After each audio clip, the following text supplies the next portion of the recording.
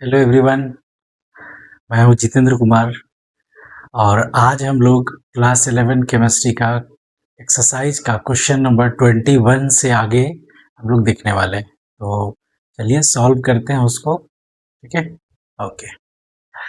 तो यहाँ question number 21 है कि the following data are obtained when dinitrogen and dioxygen react together to form different compounds. ठीक है, तो dinitrogen and dinitrogen की मास गिवन है। ठीक है, अभी ये कंबाइन करके अलग अलग कंपाउंड बनाएंगे, तो हम लोग उसको चेक करेंगे। चेक करने के बाद यहाँ फर्स्ट क्वेश्चन कर रहा है इसमें। ठीक है, which law of chemical combination obtained by the experimental data, ये एक्सपेरिमेंटल डेटा के अकॉर्डिंग कौन सा law of chemical combination follow करता है। ठीक है, तो लॉ ऑफ केमिकल कॉम्बिनेशन में हम लोग देखे थे ये लॉ ऑफ कांस्टेंट प्रोपोर्शन है।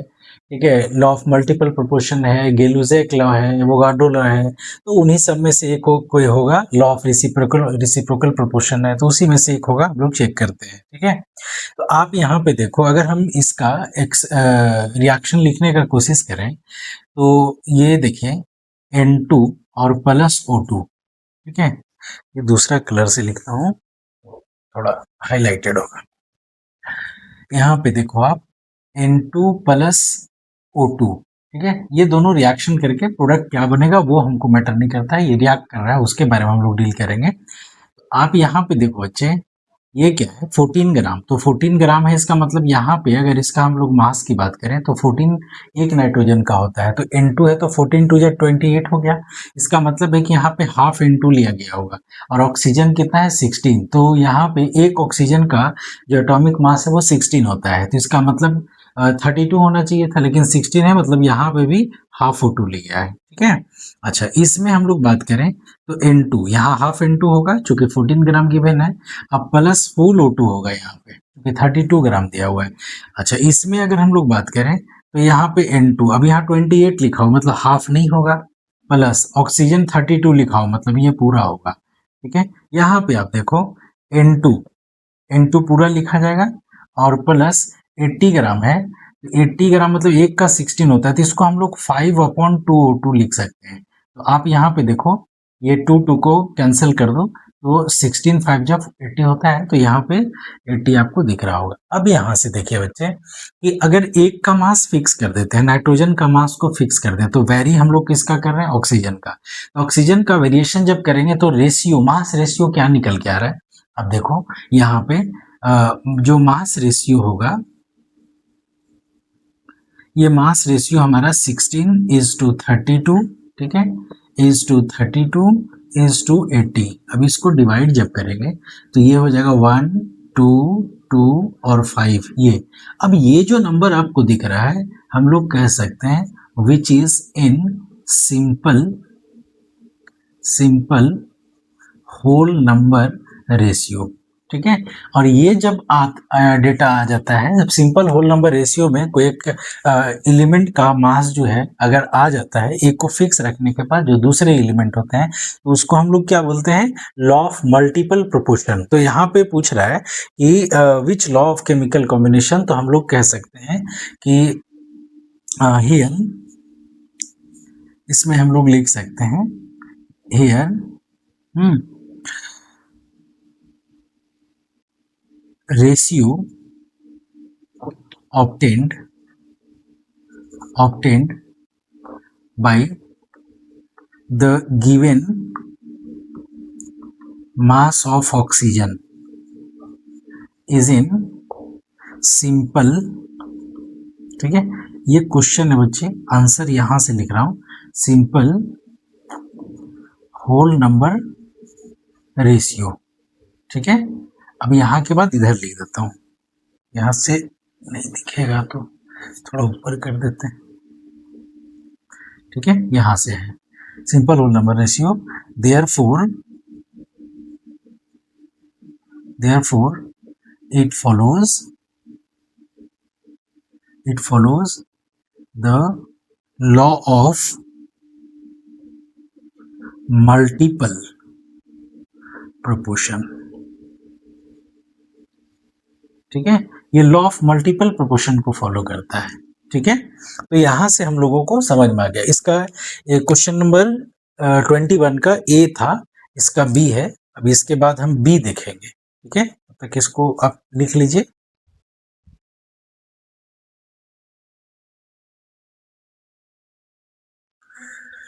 नेक्स्ट क्वेश्चन नंबर 21 का बी है ना। चलिए इसको हम लोग देखते हैं। इसमें क्या है, इसमें बहुत सिंपल है, सिर्फ कन्वर्जन है। हाँ, तो आप यहाँ पे देखो 1 किलोमीटर इक्वल टू कितना है, मिलीमीटर में कन्वर्ट करना है। तो 1 किलोमीटर इक्वल टू मिलीमीटर, तो आपको ये समझ में आना चाहिए कि 1 किलोमीटर, ठीक है, equal to 10 to the power 3 metre होता है। ठीक है, और मीटर को जब मिलीमीटर में कन्वर्ट करेंगे, ठीक है, मिलीमीटर में, तो ये 10 टू दी पावर 3 मीटर था, और मीटर के जगह पे आप क्या करो, 10 टू दी पावर 3 फिर से लिख दो, तो ये मिलीमीटर में कन्वर्ट हो जाएगा। ठीक है, क्योंकि 1 metre equal to 10 to the power 3 millimetre होता है। 1000 मिलीमीटर इक्वल टू 1 मीटर होता है। तो यहाँ पे अल्टीमेटली क्या करेंगे, ये दोनों को सॉल्व करेंगे तो कितना हो जाएगा बच्चे, 10 टू दी पावर 6 मिलीमीटर हो जाएगा। अब फिर ये इसको पिकोमीटर में कन्वर्ट करना है। अब हमारे पास ये पता है कि 1 picometre equal to 10 to the power minus 12 metre होते हैं। ठीक है, तो आप यहाँ पे देखो कि 12 मीटर होता है। तो अब यहाँ से आप ये हम लोग कह सकते हैं कि 10 to the power 12 metre 1 picometre equal to, तो पिको मिलीमीटर से पिकोमीटर तो और छोटा यूनिट होता है। ठीक है, तो अगर हम लोग इसको ऐसे बोलें कि 1 metre is equal to 10 to the power 12 picometre होता है, तो कोई दिक्कत नहीं है। लेकिन मीटर नहीं है, यहाँ पे क्या है, मिलीमीटर में है। तो मिलीमीटर से जब हम लोग पिकोमीटर में कन्वर्ट करेंगे, तो आप यहाँ पे देखो मिलीमीटर में ये ऑलरेडी यहाँ पे 6 लिखा हुआ है। ठीक है, तो 10 टू दी पावर 3 यहाँ हो गया, है ना। आप इसको ऐसे समझो कि 10 टू दी पावर 3 मिलीमीटर। ठीक है, ये मिलीमीटर में ऑलरेडी है, और मिलीमीटर से आपको पिकोमीटर में कन्वर्ट करना है, तो ये 3 जो है ये भी ऐड हो जाएगा। तो इसका मतलब 10 टू दी पावर 3 और into 10 to the power 12।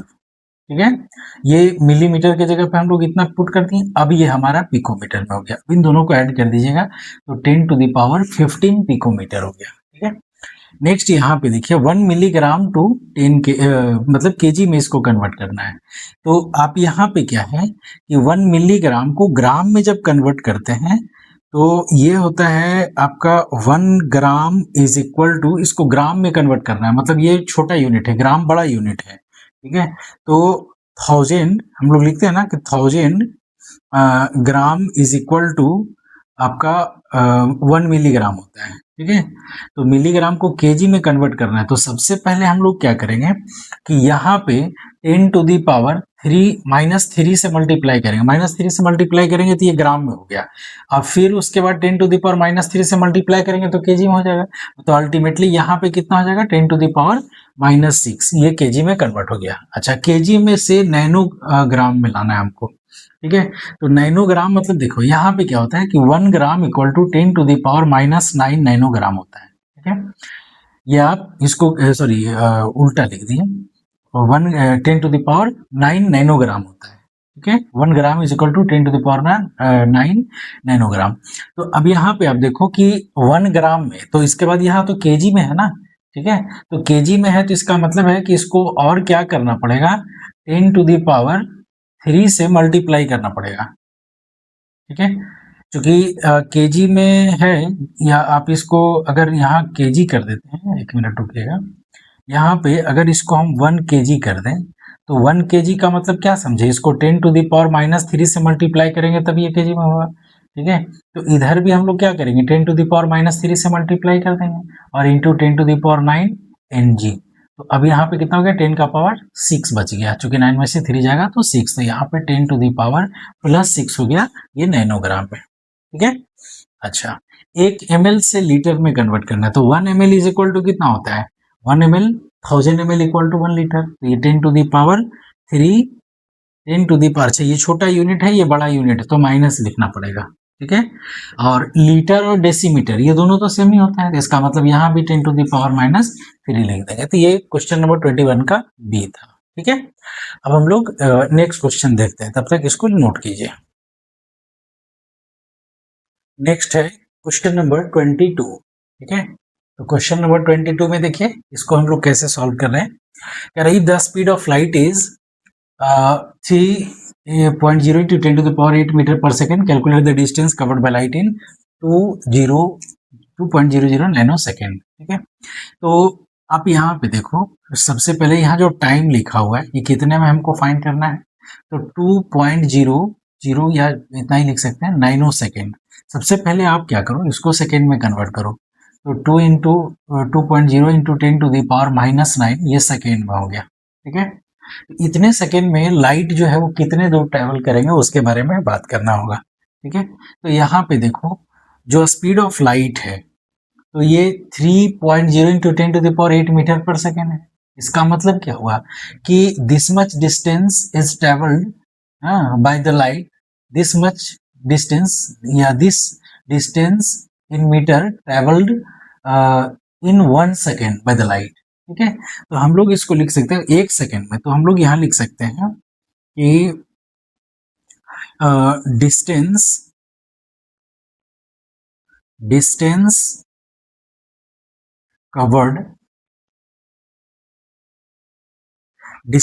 covered by light in 1 second equal to 3.0 into 10 to the power 8 मीटर। 1 सेकेंड में इतना ट्रेवल कर रहा है, ठीक है।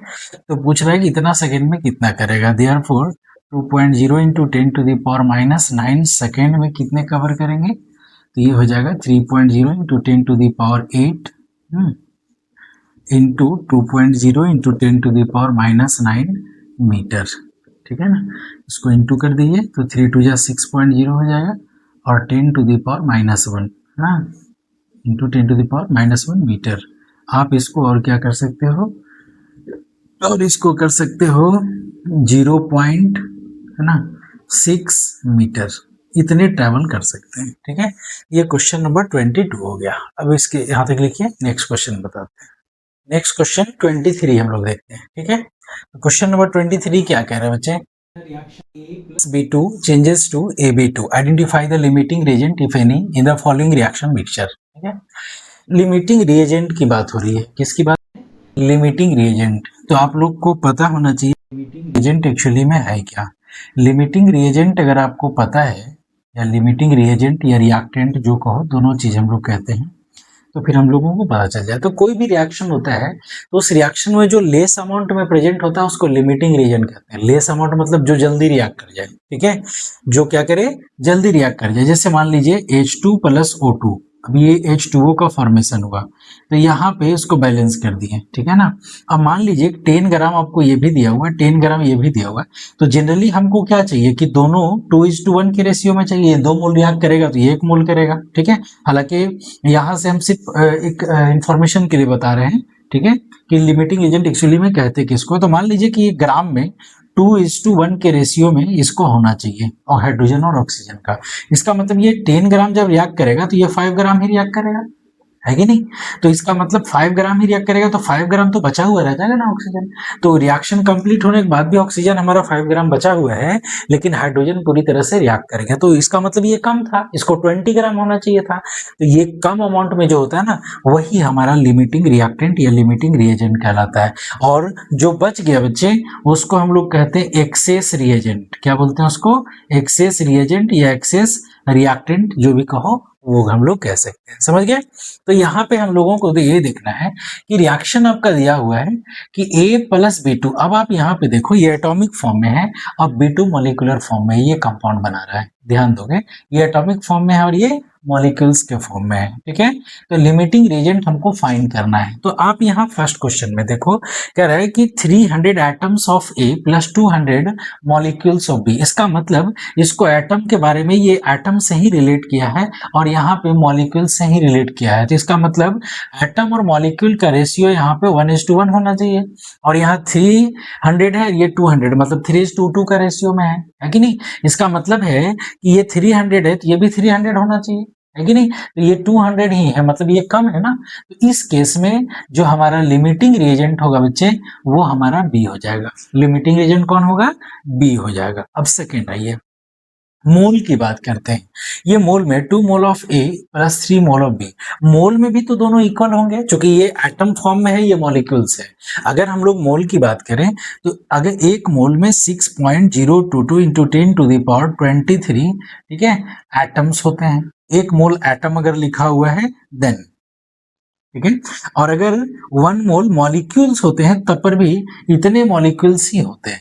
इसका मतलब है मॉलिक्यूल्स ही होते हैं। इसका मतलब एटम और मॉलिक्यूल मोल में दोनों सेम होंगे, ठीक है। इसका मतलब है कि ये मोल में भी 1:1 के रेशियो में होना चाहिए था, 1 mole of atom A is to 1 mole of molecule B, लेकिन यहाँ पे 2:3 के रेशियो में दिया हुआ है। इसका मतलब ये कम है, ये ज्यादा दिया हुआ है। तो इस केस में जो हमारा लिमिटिंग रिएजेंट होगा बच्चे, वो ए हो जाएगा, ठीक है।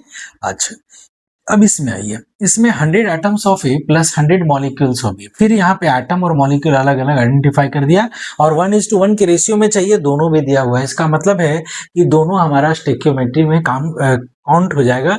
तो इसमें हम लोग लिख सकते हैं कि लिमिटिंग रिएजेंट कोई भी नहीं होगा इसमें, क्योंकि दोनों रिएक्ट कर जाएगा, दोनों 100% खत्म हो जाएगा। तो जो कम होता है वो ना हम लोग कहते हैं, तो यहाँ पे दोनों खत्म हो जा रहा है, तो इसलिए यहाँ डिसाइड नहीं कर पाते हम लोग लिमिटिंग रिएजेंट। तो इसमें इस केस में हम लोग कह सकते हैं नो लिमिटिंग रिएजेंट, कोई भी नहीं है, दोनों रिएक्ट कर जा रहा है।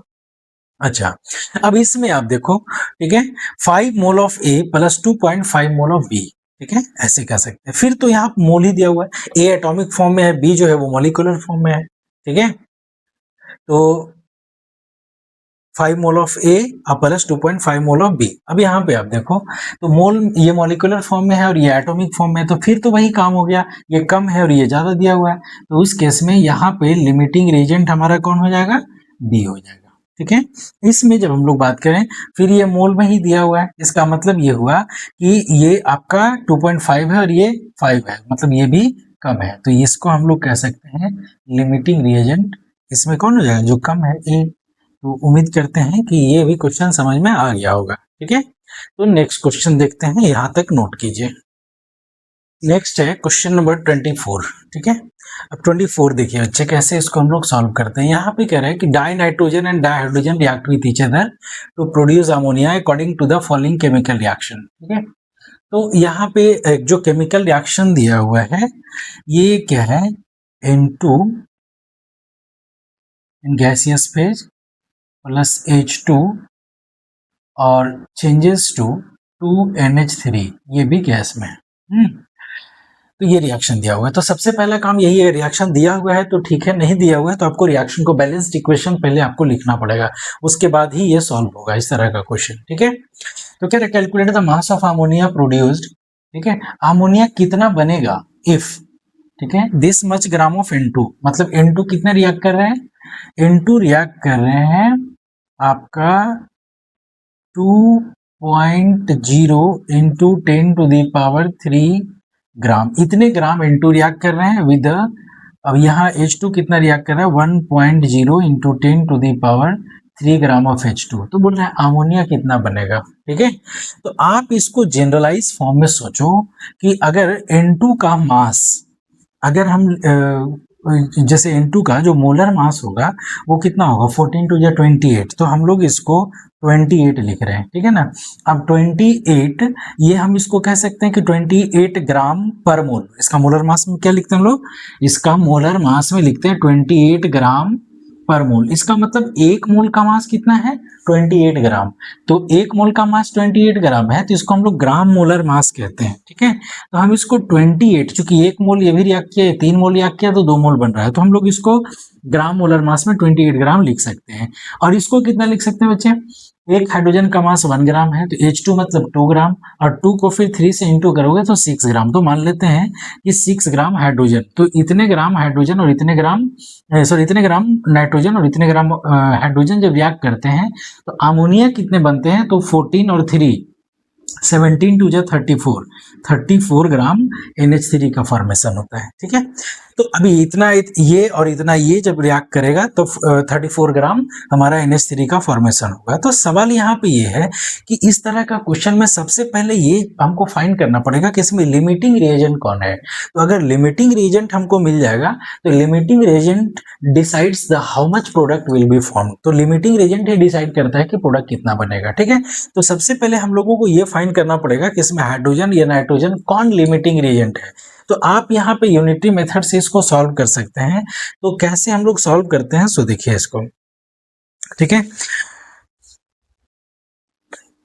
यहाँ पे क्या कह सकते हैं, इधर मैं सॉल्व करता हूं कि 28 gram of N2, 28 gram N2 को हाइड्रोजन कितना चाहिए, 6 ग्राम।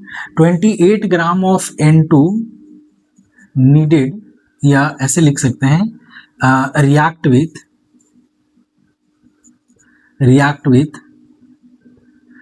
6 ग्राम ऑफ H2।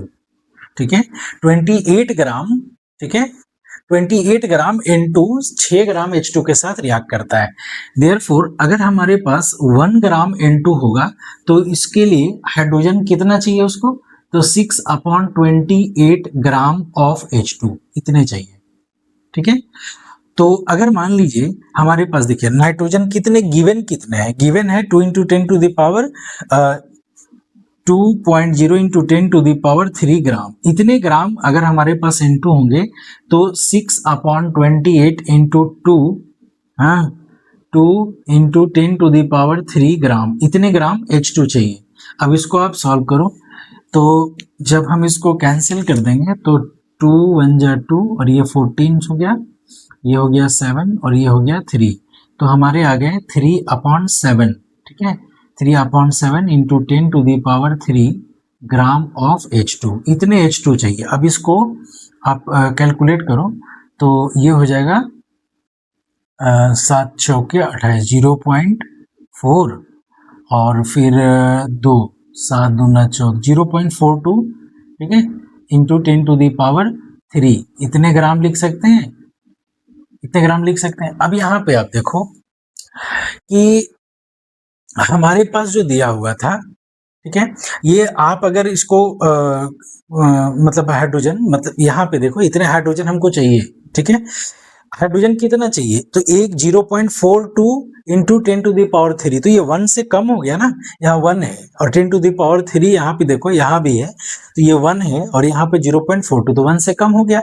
इसका मतलब क्या हुआ कि हाइड्रोजन हमको जो दिया हुआ है, ये हाइड्रोजन हमको क्या दिया हुआ है, ज्यादा दिया हुआ है, हमको चाहिए इतना ही, लेकिन यहाँ पे हाइड्रोजन यहाँ एक्सेस अमाउंट में दिया हुआ है। इसका मतलब ये लिमिटिंग रीजन नहीं होगा। लिमिटिंग रीजन कौन होगा, N2। तो हम यहाँ पे लिख सकते हैं बच्चे इसी में कि but we have 1.0 × 10 to the power 3 gram of H2, ठीक है, विच इज मोर, ये ज्यादा है। देयरफॉर यहाँ पे लिमिटिंग रिएजेंट की बात करेंगे तो लिमिटिंग रिएजेंट हमारा कौन कहलाएगा, N2 कहलाएगा। अब लिमिटिंग रिएजेंट जब हमको मिल गया तो फिर हम लोग डिसाइड कर सकते हैं कि प्रोडक्ट कितना बनेगा। इसको मिटा देता हूं, ठीक है, तो फिर हम लोगों को पता चल जाएगा कि प्रोडक्ट कितना बनेगा। सेकेंड रहने दे रहे, तो देखिए लिमिटिंग रिएजेंट कौन हो गया, N2 हो गया। नाउ अब यहां से देखो आप 28 gram of N2 produces 28 gram N2 कितना प्रोड्यूस कर रहा है, 34 ग्राम ऑफ NH3, इतने अमोनिया बन रहे हैं।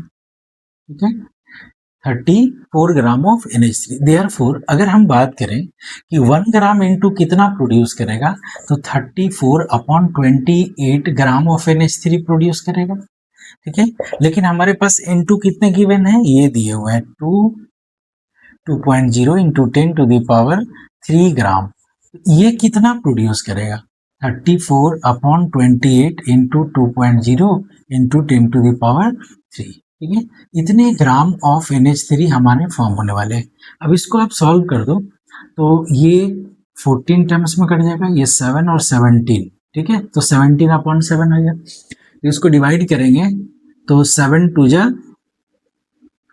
है ना, 14, अब बच गया 3, तो 2.42 इंटू 10⁻³ ग्राम, है ना, ऑफ NH3, या इसी को अगर ये तो अगर हम इसको केजी में लिखने का कोशिश करें तो 2.42 kg ऑफ NH3 भी लिख सकते हैं। क्या बोलते हो? ठीक है, ऐसे भी लिख सकते हो। तो हमको ये पता चल गया कि इतने NH3 हमारे बनने वाले हैं। ठीक, अच्छा, उसके बाद देखिए आप नेक्स्ट क्वेश्चन क्या कह रहा है बच्चे, सेकेंड नंबर, ठीक है, इसको मिटा देता हूं।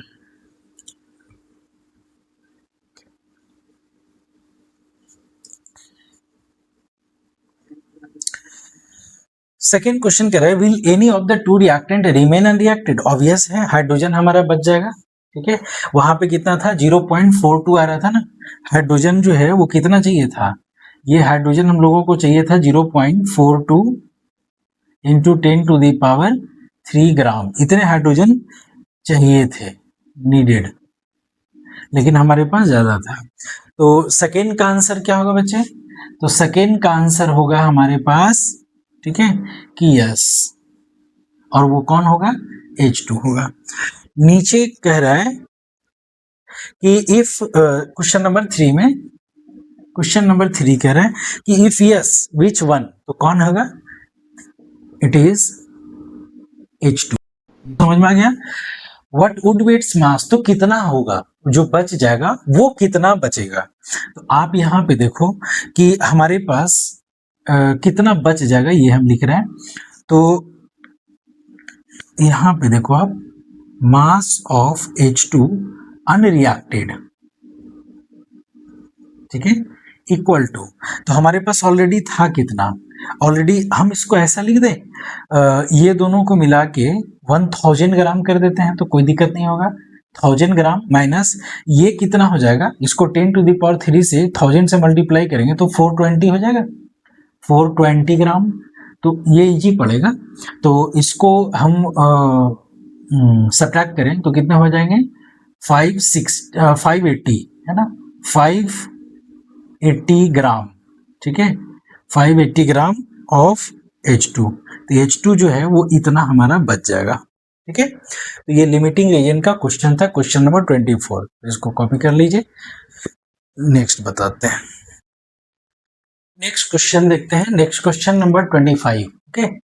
25 कह रहा है how are 0.50 mole sodium carbonate and 0.50 capital M sodium carbonate different. तो आप यहाँ पे देखो कि जो कैपिटल M है ये मोलैरिटी को रिप्रेजेंट करता है, ठीक है, और ये हम लोगों को पता है कि मोलैरिटी NB/V होता है, number of mole of solute पर प्रेजेंटिंग पर लीटर ऑफ द सॉल्यूशन, ठीक है। तो अब यहाँ पे आप समझो, एक बात और ध्यान में रखेंगे कि ये 0.50 मोल सोडियम कार्बोनेट और इतना कैपिटल M सोडियम कार्बोनेट अलग कैसे है। तो ये जो बच्चे, ये सिर्फ मास को रिप्रेजेंट कर रहा है। आप यहाँ पे चेक करो, आप ये तो जानते हैं मोल इज इक्वल टू क्या होता है, मास अपॉन मोलर मास, ये तो हम लोगों को पता है, ठीक है, मास अपॉन मोलर मास। आप यहाँ पे देखो कि हमको अगर मास निकालने की बारी आएगी, तो मास निकालने की बारी आएगी, मास, तो ये हम लोग मोल लिखेंगे और यहाँ पे मोलर मास कर देंगे, ठीक है। तो मोल में कितने आ गए, 0.50, ये 0.50 मोल था, और into molar mass sodium carbonate का कैलकुलेट कर लेते हैं, Na2CO3, ठीक है। तो 23 इंटू 2 प्लस 12 और 16 इंटू 3, तो ये हो जाएगा 46 प्लस 12 और प्लस 48, ठीक है। तो ये हो गया 8 2 10 और 6 16, बच गया 1 5 6 6 और 4 10, 106 ग्राम पर मोल, ये मोलर मास हो गया। तो आप यहाँ पे 106 ग्राम पर मोल ये आप लिख दो, ठीक है। ये तो अब ये यहाँ से देखो बच्चे क्या हो रहा है, ये मोल इनवर्स है और ये मोल कट जाएगा तो ये ग्राम में आ जाएगा। अब ग्राम में आएगा तो 0.5 मतलब कितना हो गया, हाफ, 0.5 मतलब हाफ हो गया। तो 106 के इंटू करेंगे तो इसका हाफ से इंटू करेंगे कितना आ जाएगा, ये 53 ग्राम आ जाएगा। इसका मतलब ये जो है मास ऑफ, है ना, आप अगर इसको कहो मास ऑफ Na2CO3 तो इतना आ गया। ठीक है। अच्छा, सेकेंड इसका हम लोग उसके बारे में बात करते हैं। ठीक है, नेक्स्ट वाला। तो नेक्स्ट में देखो आप कि 0.50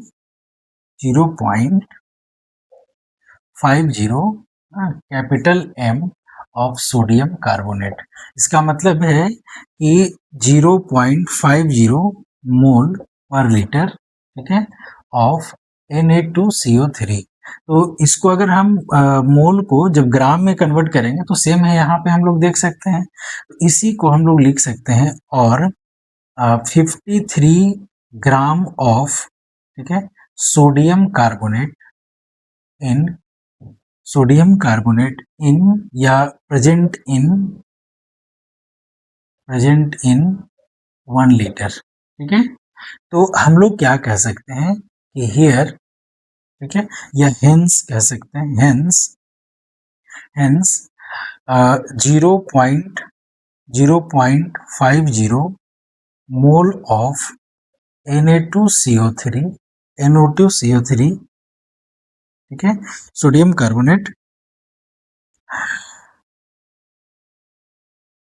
represents the 53 gram of sodium carbonate, but 0.50 capital M of Na2CO3 represents the 53 gram of Na2CO3 in 1 liter of solution। ठीक है, ये तो यही डिफरेंट है, तो नोट कीजिए। नेक्स्ट क्वेश्चन हम लोग पढ़ते हैं। Next question number 26। ठीक है, अब क्वेश्चन नंबर 26 क्या कह रहा है कि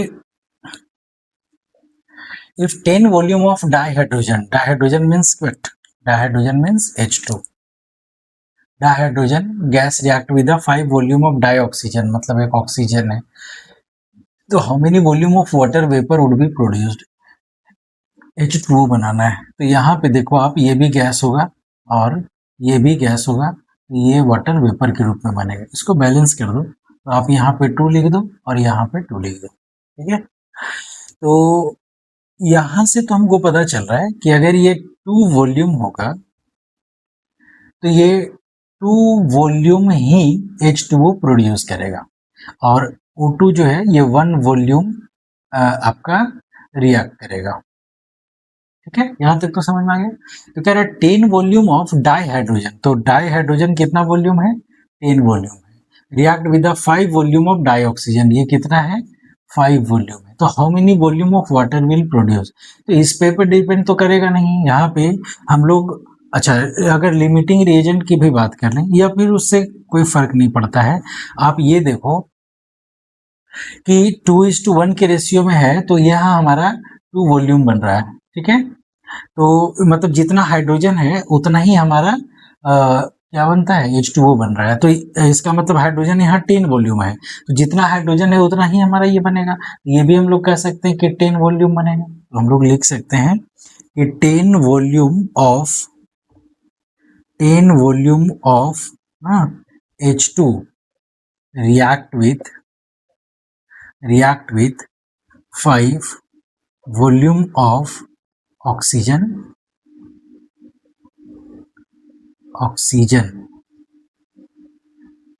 to produce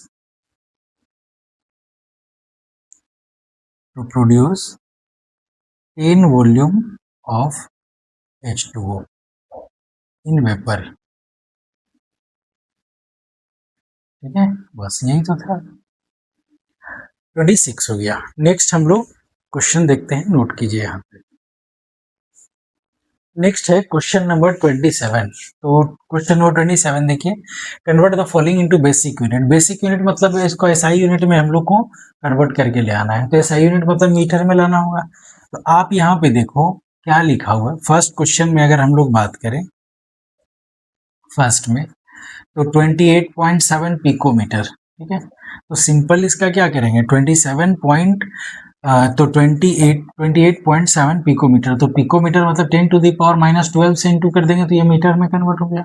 अब इसको साइंटिफिक नोटेशन में कन्वर्ट करो तो इस पॉइंट को यहाँ ले आओ, है ना। फर्स्ट डिजिट के बाद जो है पॉइंट होना चाहिए साइंटिफिक नोटेशन, या इसको कहो पॉइंट के पहले आपका सिंगल डिजिट होना चाहिए। तो 2.87 इंटू 10⁻⁻12 मीटर, सॉरी एक डिजिट जब इधर चला गया तो एक कम हो जाएगा ना, इतना मीटर हो गया। सेकेंड में आप देखो, सेकेंड है 15.15 पिकोमीटर, तो इसको क्या करेंगे 15.15 इंटू 10⁻⁻12 कर देंगे तो ये हमारा मीटर में कन्वर्ट हो गया, क्योंकि 1 पिकोमीटर केवल 10⁻12 मीटर होते हैं, ठीक है। इसको साइंटिफिक नोटेशन में कन्वर्ट करो तो 1.515 फर्स्ट डिजिट मतलब पॉइंट के पहले सिर्फ एक डिजिट होना चाहिए, इंटू 10⁻11 मीटर, ठीक है।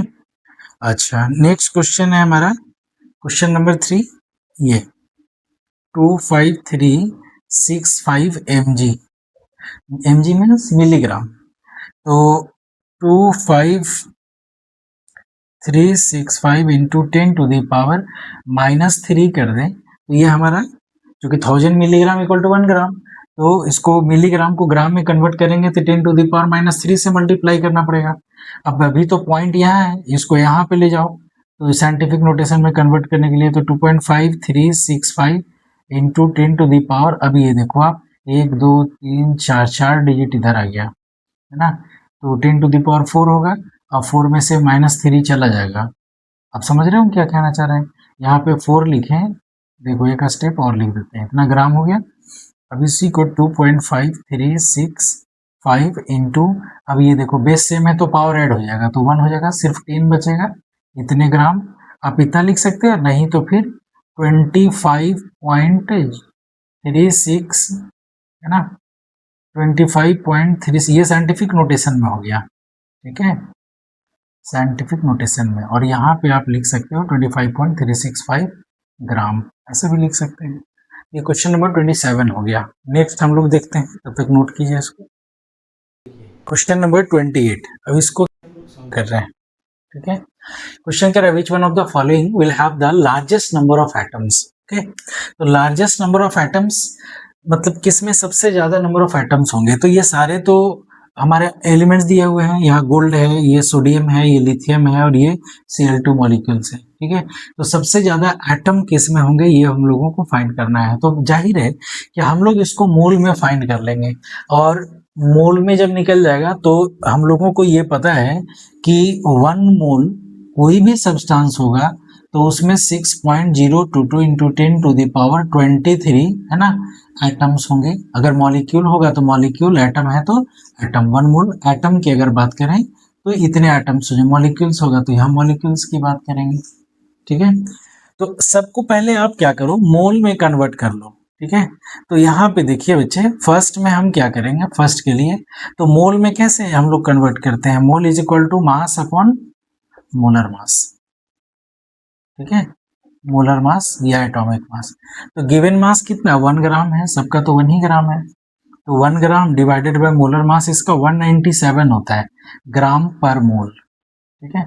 ग्राम से ग्राम काट दीजिए और इसको डिवाइड कीजिए, अच्छा मोल में, तो ये जो आएगा ये मोल में आ जाएगा, ठीक है, 1/197, ठीक है,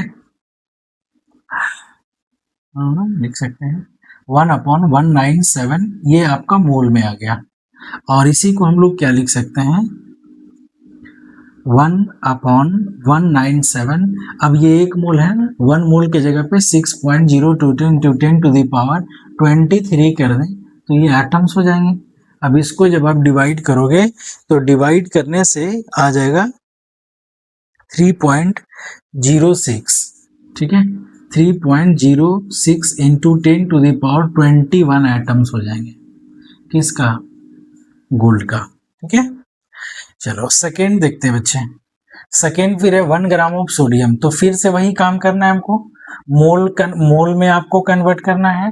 तो 1/23 लिखना पड़ेगा। तो 1/23 ये मोल में आपका आ जाएगा, ठीक है। और 1/23 फिर मोल से आप क्या करो कि 6.022 इंटू 10⁻23 लिख दो और इसको सॉल्व कर दो। तो इसको जब सॉल्व करोगे तो ये हमारा आ जाएगा 2.62 इंटू 10⁻22 22 एटम्स। ये सोडियम का हो गया, ठीक है। अच्छा, थर्ड अगर हम लोग बात करें, थर्ड में हम लोग इसका निकाल रहे हैं मोल ऑफ लिथियम। तो 1 ग्राम ये भी है, तो 1/7 हो जाएगा। इसी को लिख सकते हैं 1/7, 6.022 इंटू 10⁻23 एटम्स, ठीक है। अब इसको जब आप सॉल्व करोगे तो ये 8.6 इंटू 10⁻22 आएगा। 8.6 इंटू 10⁻22 एटम्स, ठीक है।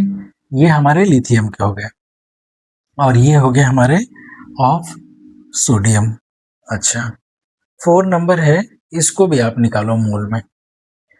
तो 1 देखिए क्लोरीन का 35.5 होता है, इसको 2 से इंटू करोगे तो 71 आ जाएगा। तो 71 से डिवाइड कर देंगे तो ये हमारा मोल में आ गया। तो 1/71 इंटू 6.022 इंटू 10⁻23, ठीक है, 23। अच्छा, एक बात, 1 ग्राम ऑफ Cl2 था, ठीक है। इसमें नंबर ऑफ एटम्स हमको फाइंड करने हैं। क्या फाइंड करने हैं? नंबर ऑफ एटम्स फाइंड करने हैं। तो नंबर ऑफ एटम्स हम लोग फाइंड करने, हाँ ठीक है। तो ये इसको इतना से मल्टीप्लाई कर देंगे तो ये इतने एटम्स हो जाएंगे। क्योंकि 71 से हम लोग 35.5 से डिवाइड करते हैं तो हमारा होता है, लेकिन हम लोग 71 से डिवाइड कर दिए तो ये एटम्स में ही कन्वर्ट हो गया। अब इसको जब सॉल्व करेंगे तो ये हमारा आ जाएगा 8.48। ये आएगा बच्चे 8.48 इंटू 10⁻21 एटम्स ऑफ क्लोरीन, ठीक है। तो हमारा लार्जेस्ट नंबर ऑफ, हमको पूछा जा रहा था लार्जेस्ट नंबर ऑफ एटम्स, तो आप चेक कर लो, है ना। सबसे लार्जेस्ट किसका होगा? ये हमारा किसका हो गया? गोल्ड का हो गया, ये गोल्ड का। सेकेंड ये हमारा सोडियम का हो गया, ये हो गया हमारा लिथियम का, और ये हो गया क्लोरीन का, ठीक है। तो आप यहाँ से 21 है पावर, यहाँ भी 21 है, ठीक है। और इसमें बात करेंगे तो यहाँ 22 है। तो ये 2 पॉइंट, यहाँ पे देखो 21 पावर है वो तो खत्म हो गया, तो कम हो गया। 22 10 का पावर 22 10 का पावर 22 यहाँ पे भी है, तो इसमें 2.62 है, यहाँ 8.86, मतलब ये लिथियम वाला जो है हमारा आंसर हो जाएगा। यही हमारा आंसर हो जाएगा बच्चे, ठीक है। ये क्वेश्चन नंबर 28 था, नोट कीजिए। नेक्स्ट हम लोग डील करते हैं।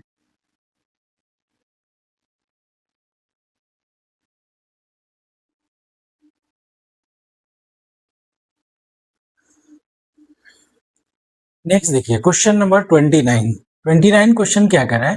Calculate the molarity of A solution of ethanol. मतलब आपको फाइंड क्या करना है? कैपिटल एम फाइंड करना है, ठीक है।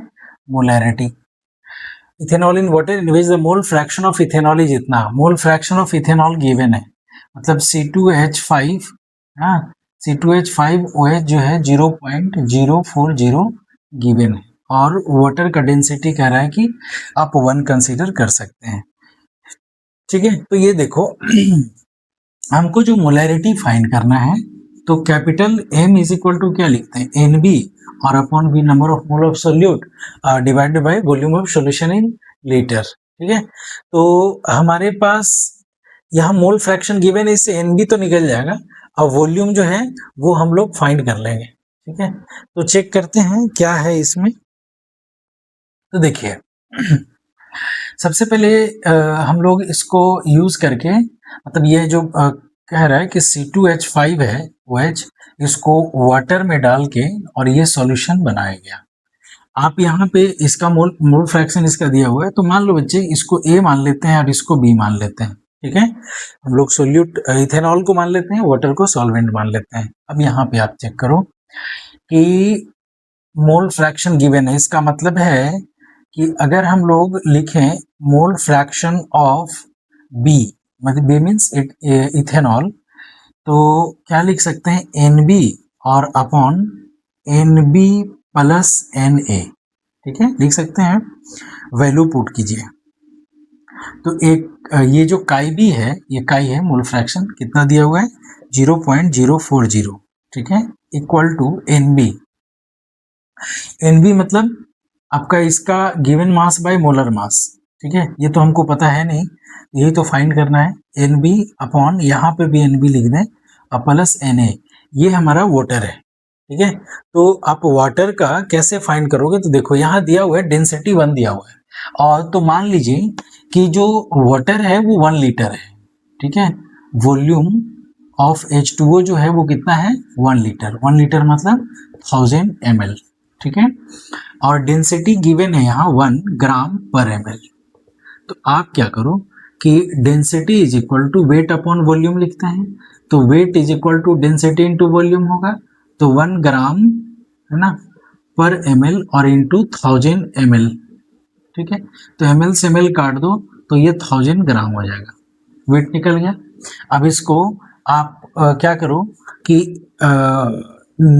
मोल में जब कन्वर्ट कर देते हैं तो एन ए अगर लिखते हैं number of mole of water, है ना, तो क्या लिखेंगे बच्चे 1000 और इसका molar mass, given mass by molar मास, 18 से इसको डिवाइड करेंगे तो ये आपका 55.55 मोल आ जाएगा, ठीक है। तो यहाँ पे हम क्या करेंगे कि 55.55 ये हम लोग पुट कर दिए। अब इसको सॉल्व करना होगा, तो सबसे पहले तो क्रॉस मल्टीप्लिकेशन करना पड़ेगा, तो N B is equal to, इसको मल्टीप्लाई कीजिए 0.040 एन बी प्लस 0.040 इंटू 55.55, ठीक है। अब यहाँ से क्या करो, इसको इधर ले आओ बच्चे, तो N B minus 0.040 N B equal to, अब इसको इंटू कर देते हैं, इसको जब इंटू करोगे आप तो ये आ जाएगा 2.222, और इसको जब आप माइनस करोगे, देखो ये 1 है, 1 में से 0.040 जा रहा है, तो ये 0.96 एन बी इक्वल टू 2.222, ठीक है। अब यहाँ पे देखो आप, तो दिस इम्प्लाइज, इसके बाद एन बी का वैल्यू अगर फाइंड करें तो 2.222 डिवाइडेड बाय 0.96, तो यहाँ से जब हम कैलकुलेट करके लाएंगे तो 2.314 आएगा, 2.314 मोल, ये मोल में आ गया एन बी। अब इतने मोल आ गए, अब यहाँ पे देखिए मोलैरिटी आपको फाइंड करना है, तो मोलैरिटी फाइंड करना है तो एन बी का वैल्यू हमको कितना आ गया, यहाँ पे चेक करो 2.314, तो यहाँ लिख देंगे 2.314, ठीक है, मोल। अब वॉल्यूम, तो जो सॉल्वेंट का वॉल्यूम होगा जनरली सॉल्यूशन का भी वही होगा, क्योंकि मोल फ्रैक्शन इतना कम दिया हुआ है यहाँ पे 0.040, इसका मतलब है कि सॉल्यूट जो होगा वो बहुत कम होगा, ठीक है। तो ये 1 लीटर ही हम लोग कंसीडर करेंगे, तो 1 ले लीजिए, तो ये 2.314 मोल पर लीटर, यही आंसर हो जाएगा, ठीक है। ये क्वेश्चन नंबर 29 था, तो नोट कीजिए, फिर हम लोग क्वेश्चन नंबर 30 देखते हैं।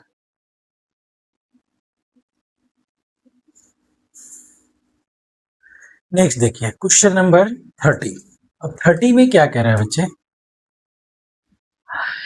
What will be the mass of 1 carbon 12 atom in gram, ठीक है।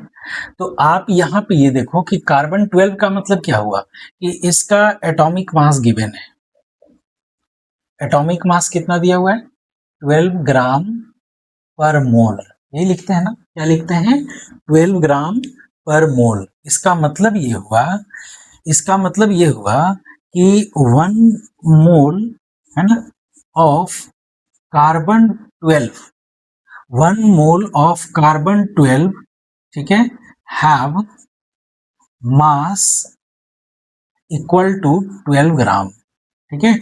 1 मोल कार्बन 12 का मास जो है वो कितना है, 12 ग्राम है। तो अब आप ये देखो, देयरफॉर 1 मोल में कितने कार्बन 12 का एटम्स होंगे, 6.022 इंटू 10 टू द पावर 23 इतने एटम्स होंगे कार्बन 12 का। तो इन सब का मास कितना हो गया, 12 ग्राम। बाकी नहीं, हमको मास ही चाहिए, व्हाट विल बी द मास, ठीक है।